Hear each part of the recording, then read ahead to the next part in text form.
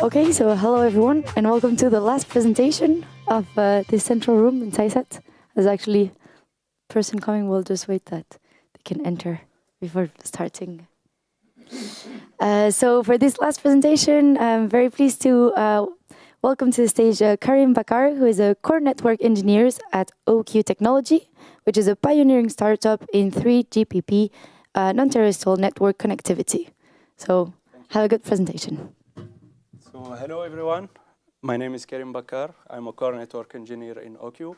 So the topic of this presentation will be about the state of the art of 3GPP NTN communication. We'll present also some proof of concepts of 5G attacks that can happen in an NTN network, and also the SAND5G project that aims to secure 5G communication.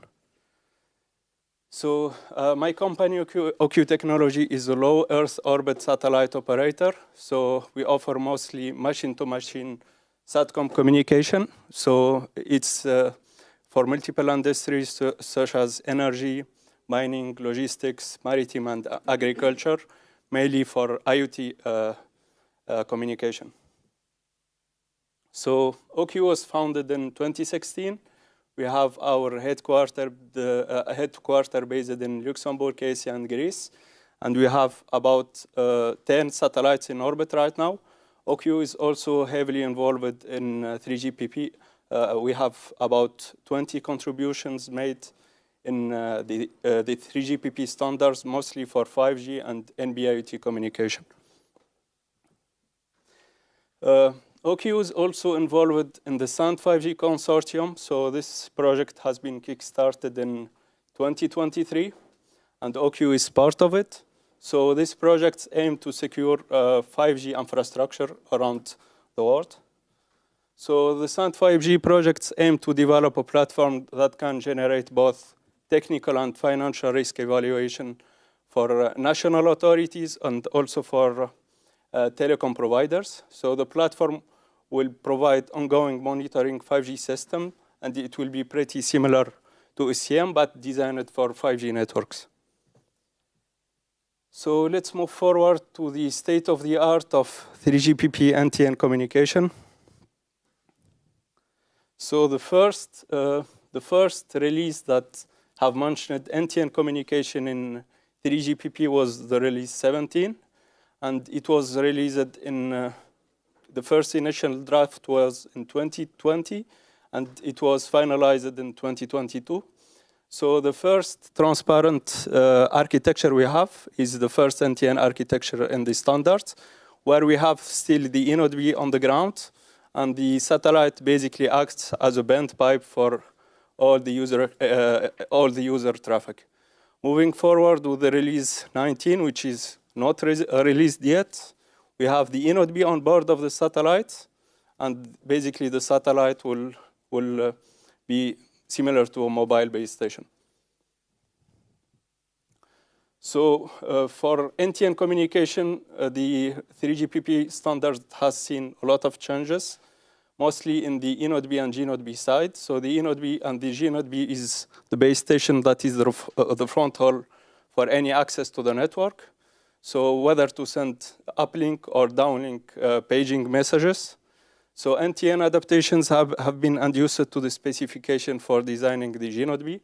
So the key adaptation were enabling the broadcast of the TLE using SIP31 and SIP32. So basically, SIP messages are downlink messages that are sent from the base station to inform the smartphone or the user equipment about the orbit of the satellite. We have seen also an extension of the network timers in 3GPP to take in consideration the network delay in NTN, and also Doppler pre-compensation and post-compensation to take in consideration the large propagation delay in NTN communication. So moving forward with a pretty typical 5G architecture in an NTN scenario in a regenerative mode, we have the user equipment. It can be the smartphone or it can be an IoT device. We have the Inode B, which is on board of the satellite. And we have the N1 and N2 link, which is directly connected to the core network. So if we are to delve deeper in the 5G protocol stack, we have the physical MAC RLC layers. Maybe they are not very relevant here, but we have the PDCP layer, which is responsible for the transport of control data, ciphering and deciphering, and integrity protection. We also have the RRC and radio resource layer responsible for the allocation of radio resources, and the NAS layer responsible for call control, session, and identity management. Moving forward to the user plane stack, it's pretty much similar to the control plane stack, but 5G has actually added a new layer called the SDAP layer, which is responsible for the management of the quality of service flows. And moving forward, we can have PDU layers that depends on the transport protocol that you can use. It can be, for example, the OSI stack. So let's talk about security requirement in 5G NTN. So basically, 5G is widely deployed in critical use cases, as you have seen in NTN communication. We have seen also an increase in the complexity of 5G communication. It's used right now in healthcare and Industry 4.0 too. And we have also seen, given the widespread and the complexity of the architecture, an increase in the attack surface. So this can represent a high risk for telco operators, and also it's a high value target for adversaries. So what does the standard say about security? So 3GPP actually specifies that vendors and MNO operators must test their equipment prior to network deployment, and also SATCOM operators if you are in an NTN mode. So those tests include first testing, which is the injection of mutated or invalid messages to assess the behavior of the system. We have vulnerability discovery, which is an automated way of finding flaws in the system, and also conformance-based testing to see if the network is compliant or not. So there is, however, still some limitation in the 3GPP standard. Right now, for example, when it comes to the confidentiality protection.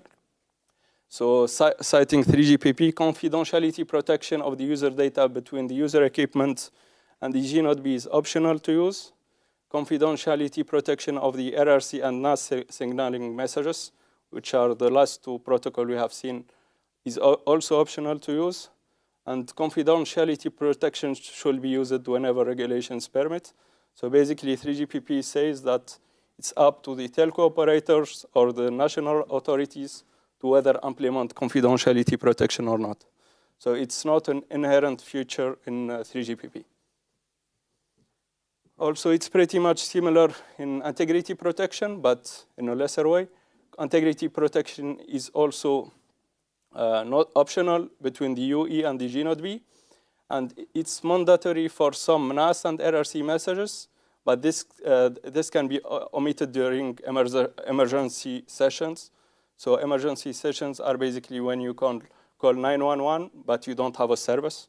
So that's an emergency session in the telco protocol. So we can say that there is a lack of protection for the initial messages in 5G. Some messages, even after the creation of the security context, are still sent in clear. And there is, as you have said, no mandatory integrity or confidentiality protection for the user plane. And as you have seen with the emergency sessions that are not protected, this can still represent a risk. And we can, later with the proof of concepts, we can replicate 4G and 5G attacks in an NTN scenario. So moving forward with some NTN attacks. So first, let's define a framework that is used by threat intelligence analysts in order to define attacks. So this framework is metrified. So meter is also known for the attack framework, but they also have a dedicated framework for 5G attacks. So METERS is a knowledge base of adversary tactics and techniques. So tactics is basically the why of the attack. So it can be reconnaissance, initial access, execution, and persistence. And in the bottom, techniques is actually the how of the attack and how this attack was achieved by the adversaries.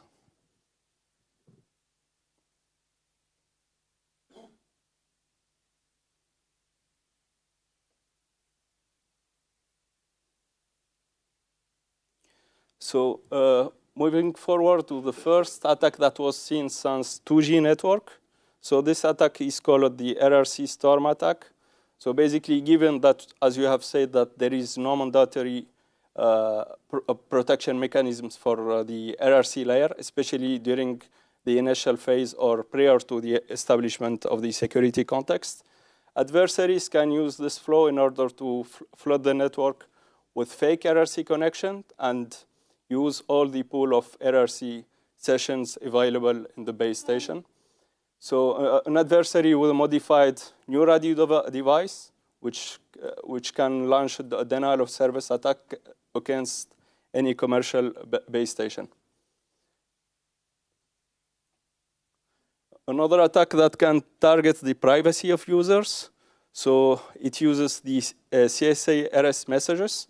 So these messages are message requests sent from the inode B in order to report the inode B about the state of the channel with the user equipment to see certain information about beam management and RLF detection. So this information can be used by adversaries in order to locate a specific user equipment. Recent studies shown that this reporting information can locate user equipment with up to 54-meter accuracy. So this message is also sent in clear and doesn't require any authentication mechanisms. Moving forward with programmable UE devices, which can also represent a threat. So just for the context, ASN is a standard interface description used in 5G in order to offer a standard way of defining 5G messages. So adversaries using fuzzing techniques, which can mutate the messages in 5G protocols, have shown, according to a recent report published in 2023, 103 vulnerabilities have been detected in open source 5G software. And these vulnerabilities can range from denial of service attacks to up until remote code execution vulnerabilities. And this has been applied to very famous open source 5G software. So let's present then the SAND5G approach to securing NTN communication. So the goal of SAND5G is to build a platform capable of producing technical and financial risk assessment for 5G stakeholders. It can be telco operators, it can be national authorities, for example. So the SAND5G platform interconnects with the 5G infrastructure and the 5G services. We can build with it static input that can represent pen testing results automatically done with the SAND5G tool, or also dynamic input such as cyber threat intelligence ingestion and monitoring. We also, from this kind of information, can build economical risk analysis, technical and business risk analysis, which can be shared by the national authorities that are involved in SAND5G. Thank you.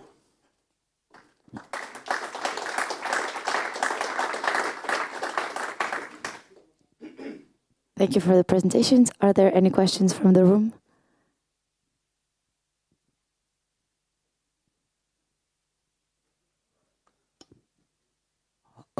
Hi, I'm Pradyum. Thank you for the presentation. It was interesting. You mentioned about SOC activity. So do you interlink with the existing SOCs of probably a CSP or a communication provider operator and interlink with them?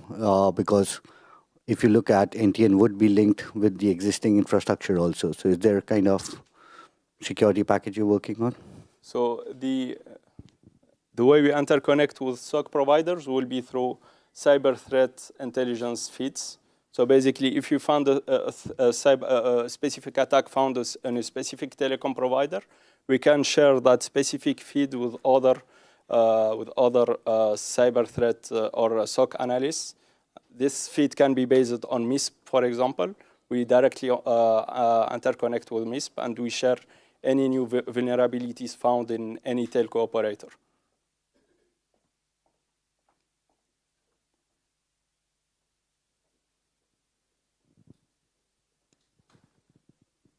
Hi, thank you for that.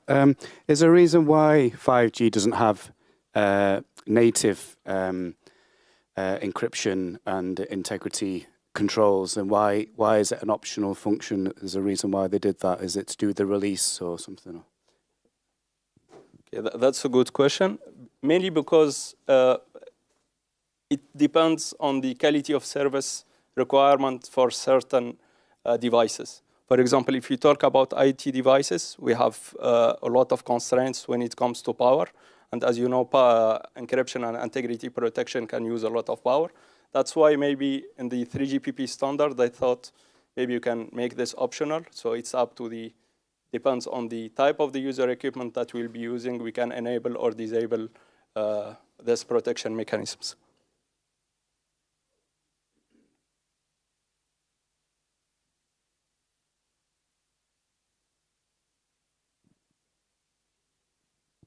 Just a question. I mean, you're talking about this insecurity about 5G, but don't you forget the SIM card, which is actually the access key to the network. If you don't have a SIM card, you don't have anything.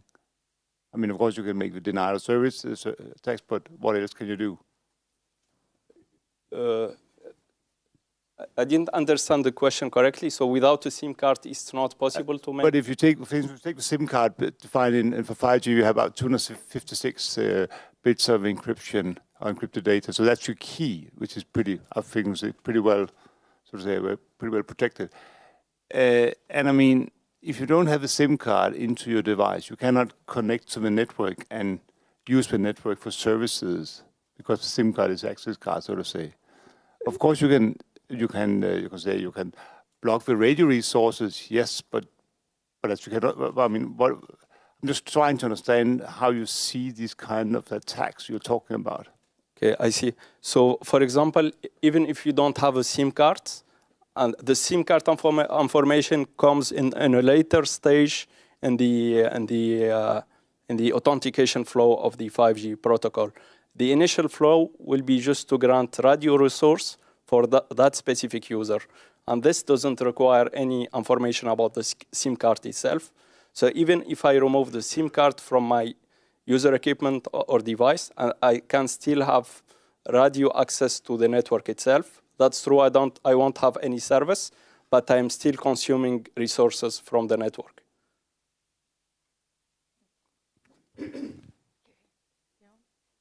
Yeah, I understand you are still consuming radio resources, but still you are not interacting with the network as such. That's true, but even if you are to consume radio resources in a larger scale, it can cause denial of service attacks. Yeah. And so what? Basically, any other user in the same network or in the same beam won't be able to access the network, even if you had a SIM card with you. Yeah. So, for example, if you had a base station that supports 4,000 users and 3,000 were used by an adversary, for example, and were basically eaten or depleted, legitimate users won't be able to connect to the network. Now? Hello. I have a question. I understand that because of the title of your presentation, it is targeting 5G NTN. Okay, I'm representing the 5G vendor from Poland, IS Wireless, so we are producing and providing the 5G solutions. But we are learning about the satellite, to be honest. So I wonder, I mean, your presentation of the 5G protocols and security limitations so far, or some elements that are optional was based on the, I understand, at least the terrestrial 5G. I wonder, I mean, is it anything special with the 5G NTN that is, different from the typical terrestrial deployment with regards to security, or they share the same common elements? Because I understand that NTN version of 5G is mostly focused on Mach and Phi modifications to fight the Doppler effects and things like this. But does it introduce any special security? From my knowledge, I didn't see any special security mechanisms that were applied for NTN communication. Okay. Okay, thank you. Thank you for the presentation. I want to connect to the question from before. So the authentication of the SIM happens in the core network. Sorry? The authentication of the SIM happens in the core network, exactly, on the other side. In the core network.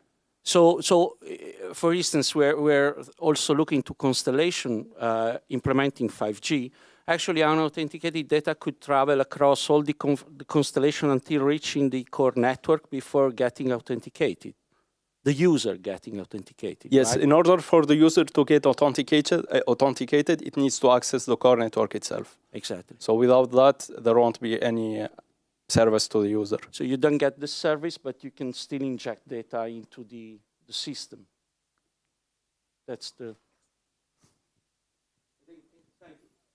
But just to clarify, I mean, maybe I misunderstood. I mean, if you build a 5G network, you have a cell that has multiple frequencies, so multiple radio resources. And if you want to do jamming on one single frequencies, you have the other frequencies that you can actually connect to, so to say. So, yeah. That's true, yes. But still, if some case you have a single line that is available for a specific region, that is the only way of accessing the network. But yeah, that's true. In an urban zone, you have multiple cells, so even if one cell is down, you'll be able to connect to another cell. But if you are to apply this in an NTN scenario, especially for geo, you have one single line and one single cell that you can access. And that can basically affect a lot of users.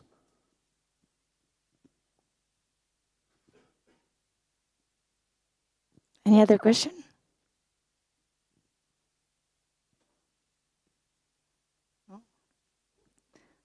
Well, then thank you very much for your presentations, for all the good questions.